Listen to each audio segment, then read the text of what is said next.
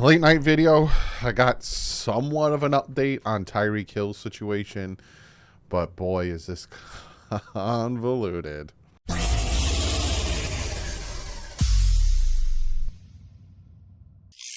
What is up, Finn fans? I was going to go live. It is now 11:30. I was going to go live and talk about this on a live stream, but I just put my daughter down. It's 11:30. So Friday night, I'm thinking around 8 o'clock, I'm going to go live for an hour, do a Q&A Friday night stream for you guys. I haven't done one of those in a hot minute, so I thought, why not? This Friday, 8 p.m., I will go live. So let's talk about this. I got some updates. So this is as of 6:04 p.m.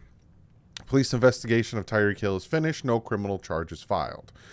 The Miami-Dade Police Department has completed its investigation into Tyreek Hill's disagreement with employee of a charter company based at Haluva Marina on Sunday. Andy Slater of 640 Fox Sports reports that no criminal charges will be filed, and if the victim wants to pursue charges, police told him he will have to go to the state attorney general's office. The incident began when Hill's party boarded a boat without permission, according to Slater. Employees of the company told the police that Hill said, "I can buy you and the boat. And I'm number 10 with the Miami Dolphins." The receiver reportedly hit one of the employees on the back of the head. Supposedly it was the neck area, kind of like give him a smack. But the alleged victim told the police he did not want to press charges. Per Slater, Hill is headed into his second year. So this is as of 6 o'clock. Then, as of 8:34, an hour and a half later, 2.5 hours later, can't count. Police report alleged victim in Tyreek Hill incident wants charges to be brought.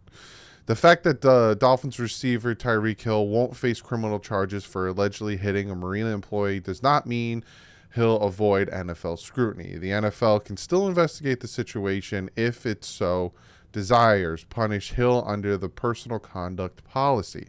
Despite a prior report from Fox Sports 640 that the alleged victim does not want to press charges, Angie DeMitchell of South Florida Sun Sentinel reports that the police report indicates that the alleged victim wants charges to be filed. This suggests that if the NFL investigates the situation, the alleged victim will be inclined to cooperate. Even if the alleged victim decides not to cooperate, the police report indicates that surveillance footage of the incident exists. The NFL can obtain and review the video and make decisions about potential violations of personal conduct policy accordingly. The police report explains that the incident happened Sunday at the marina shortly before 7 p.m. The alleged victim says two women on a fishing charter boat without permission. The alleged victim informed his boat captain of the situation, then told the women to leave the boat. An argument ensues, and now this is where I find it very interesting. An argument ensues, and an unidentified subject, in quotes, then parentheses, apparently Hill, slapped one of the employees on the neck with an open hand while being removed from the argument. The subject, in quotes, then ran toward the victim, but he was restrained. The subject then fled. The NFL declined comment on Wednesday afternoon. The Dolphins issued the statement to the Sentinel. "We are aware of the situation, and we have been in contact with Tyreek Hill and his representatives and the NFL. We will reserve further comments at this time." A previous note, Hill's history could enhance the penalty imposed by the league if the NFL decides to impose punishment under the personal conduct policy. So there's all the information.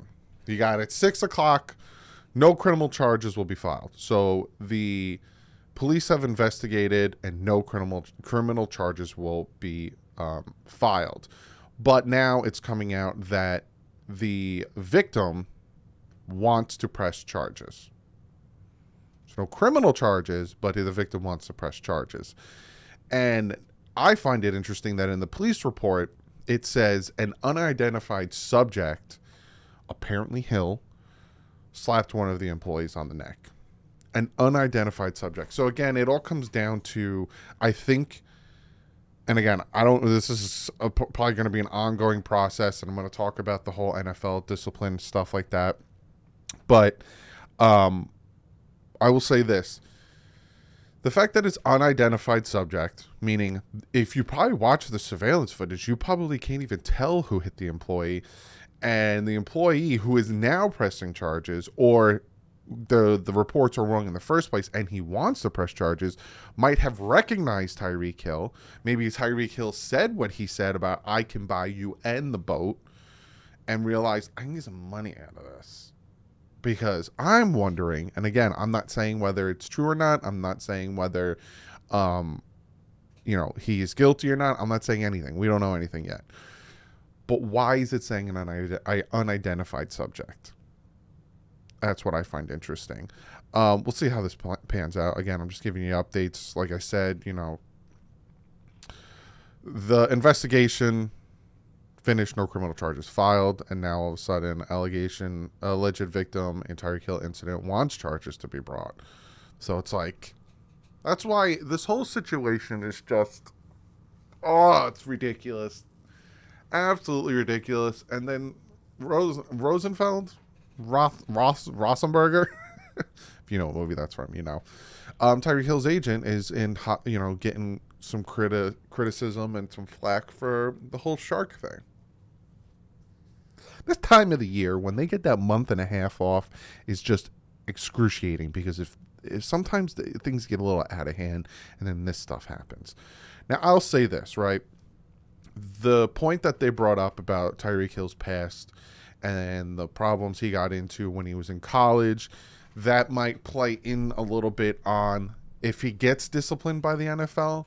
But I will say this, if they just go off of this incident, you can look at Davante Adams. And if you remember last year, he pushed a cameraman, or he pushed a fan in the stands and pushed him down, and he got into an altercation during a game or after a game with someone in the stands. And that person wanted to sue a ton of people, and Davante Adams was never suspended for it. So it's like, NFL has to kind of look at the full picture and see, and then they probably want to look at the footage and see, like, is it Tyreek Hill who did it, and why does he want to press charges now? Also, why were they still allowed to fish after the incident? And then you got Davante Adams situation. He wasn't. It's just a lot of stuff going on, and again, it's very confusing, because the police investigation is saying that, no criminal charges, but now it's coming out that the person wants to press some type of charges. But if he wants to press some type of charges, he's going to have to go to the federal level. Is that what they said? State Attorney General's office. Confusion. All confusion. A lot of he said, she said stuff.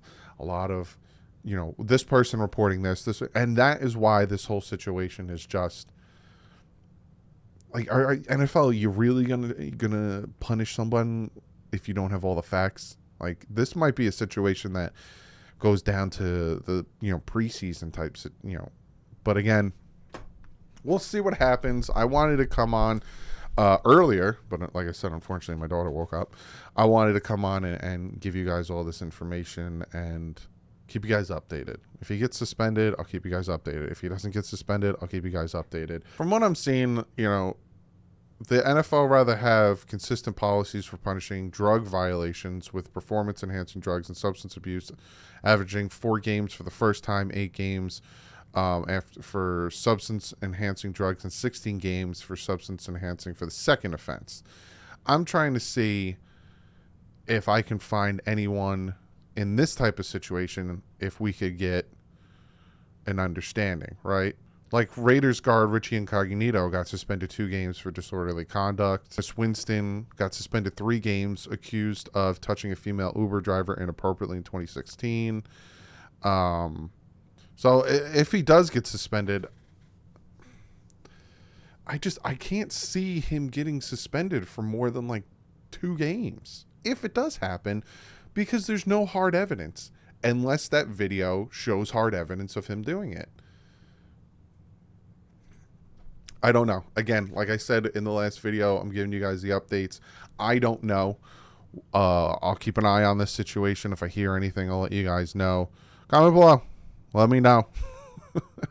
I got a video planned for tomorrow. And then, like I said, Friday, I will be live, 8 o'clock. I'm going to go live for about an hour. We'll do some Q&As. If you got any questions about this or anything else going on, whether it's Dalvin Cook, whether it's whatever, I'll be live 8 o'clock. But on that, like usual, stay classy. And fins up.